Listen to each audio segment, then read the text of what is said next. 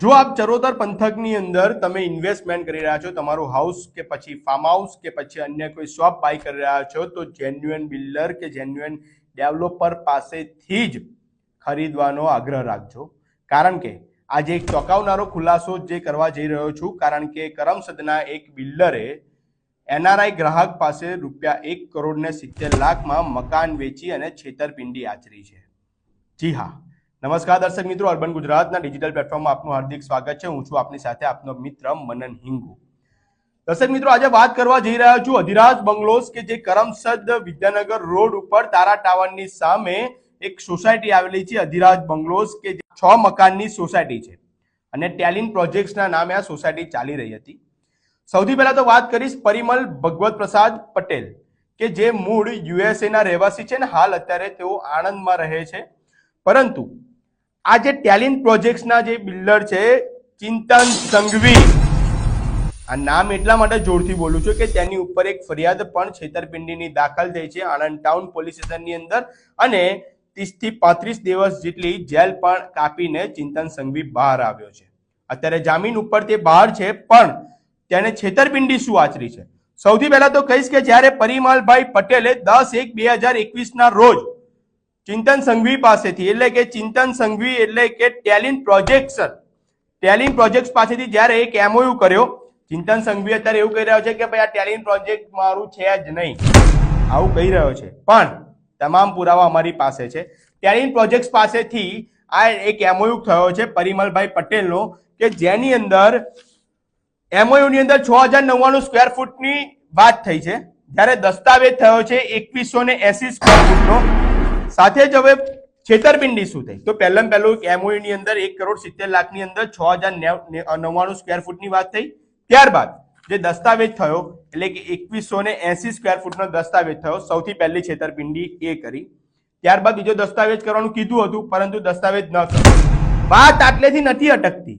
જ્યારે હવે આની વાત આવી કે જે મકાનનો નકશો પાસ કરવા માટે ચિંતન સંઘવીએ સરકારને પણ ઉલ્લુ બનાવી, એફિડેવિટ કરનાર વકીલને પણ ઉલ્લુ બનાવ્યા અને સિવિલ એન્જિનિયર અવકુડાના ઓવેસ વોરાને પણ ઉલ્લુ બનાવ્યા. આ એટલા માટે કહું છું, ચિંતન સંઘવીનો અર્બન ગુજરાતે સંપર્ક કર્યો કે ભાઈ તમે આ એફિડેવિટ કરી તો કેવી રીતે કરી? કારણ કે આ એફિડેવિટ જ્યારે થઈ છે ને ત્યારે એની તારીખ છે 18 નવેમ્બર 2022. 18 નવેમ્બર 2022 આ એફિડેવિટ થઈ છે.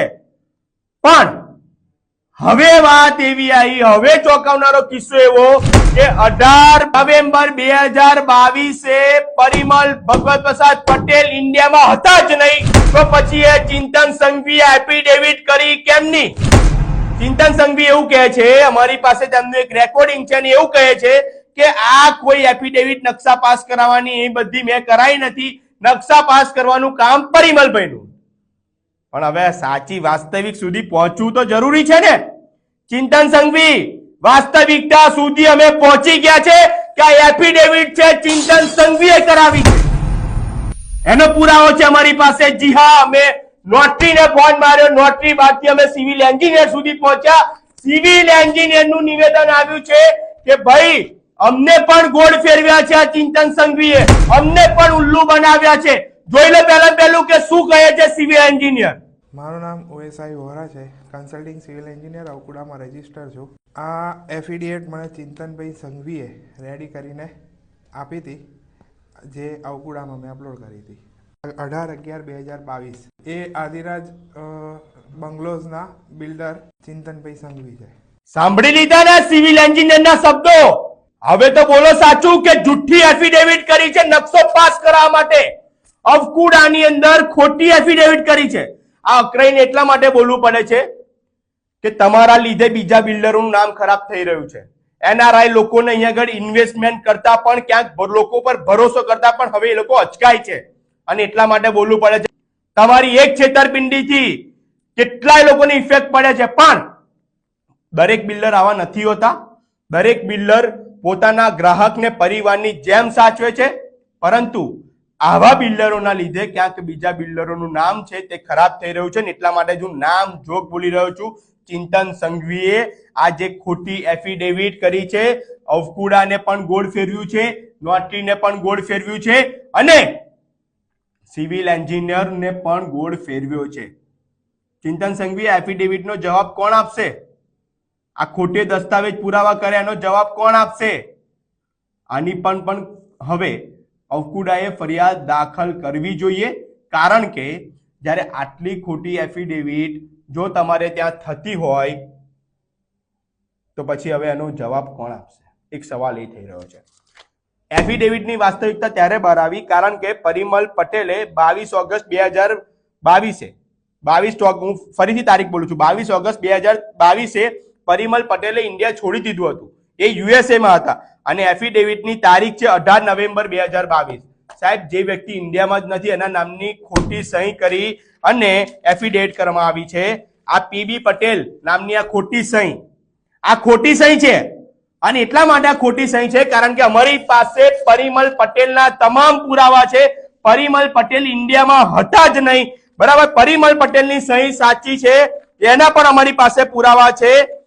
અહીંયા આગળ જે આપેલા છે પરિમલ પટેલની સાચી સહી છે. આપ આજે જોઈ રહ્યા છો ને, પરિમલ પટેલની સાચી સહી છે અને જે પીવી પટેલ નામની જે સહી કરેલી છે એફિડેવિટની અંદર, એ પરિમલ પટેલની ખોટી સહી કરી અને આ નકશો પાસ કરાવવાનું કારસ્તાન એ ચિંતન સંઘવીએ કર્યું છે.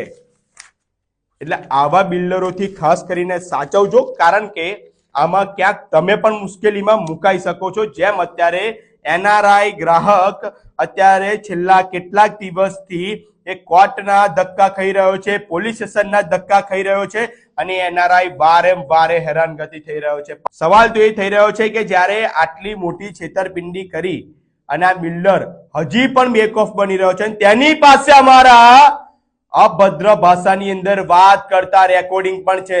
સાહેબ, આ ચિંતન સંઘવીના, આ અધિરાજ બંગલોઝના બિલ્ડર ચિંતન સંઘવીના, કે જે ખરેખર ખોટા દસ્તાવેજી પુરાવા પણ ઉભા કરી નકશા પાસ કરાવે છે. આગામી દિવસોની અંદર જોવાનું રહ્યું કે હવે શું પગલા ભરવામાં આવે છે આ ચિંતન સંઘવી ઉપર.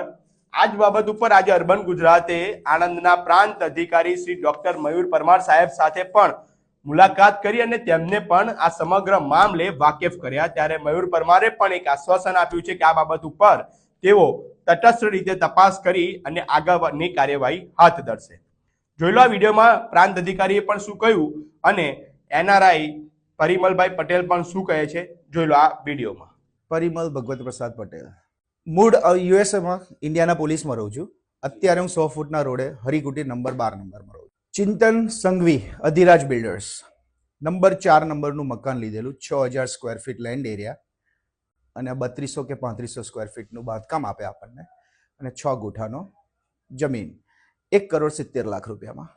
દસ્તાવેજ કર્યો 2.10 ગુઠાનો દસ્તાવેજ કર્યો અને બાકીનો દસ્તાવેજ કરી આપવાનો જે હજુ સુધી કરી આપ્યો નથી. અને મારા મકાનમાંથી, મારા ગાર્ડનમાંથી અને 12 મીટરનો રસ્તો પાડ્યો અવકુડામાંથી, જે મારી ખોટી સિગ્નેચર કરીને 2022 નવેમ્બરની આસપાસ જ્યારે હું અમેરિકા હતો ત્યારે એને મારા ખોટા નામની પીબી પટેલ કરીને સહી કરીને એફિડેવિટ કરીને અવકુડામાં નકશો પાસ કરાવ્યો. એને મારી અમેરિકામાં હતા.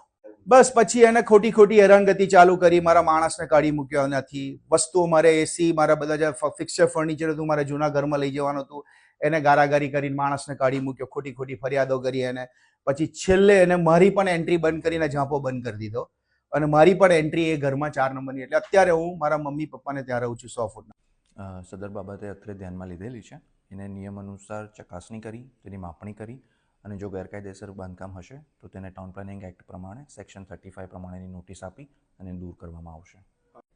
એની ચકાસણી કરવી રહેશે કે આપણા જે ડ્રાફ્ટ ડીપી પ્લાન છે તેમાં સદર બાબત કઈ રીતે આલેખિત છે, ડેટ કેનાલ છે, ડ્રાફ્ટ ડીપીનો રોડ છે, ટાઉન પ્લાનિંગનો રોડ છે. હજી ખૂબ વહેલું કહેવાશે અગર એ બાબતનો ઊંડાણપૂર્વકનો અભ્યાસ કર્યા વગર તેના બાબતે કમેન્ટ કરવી.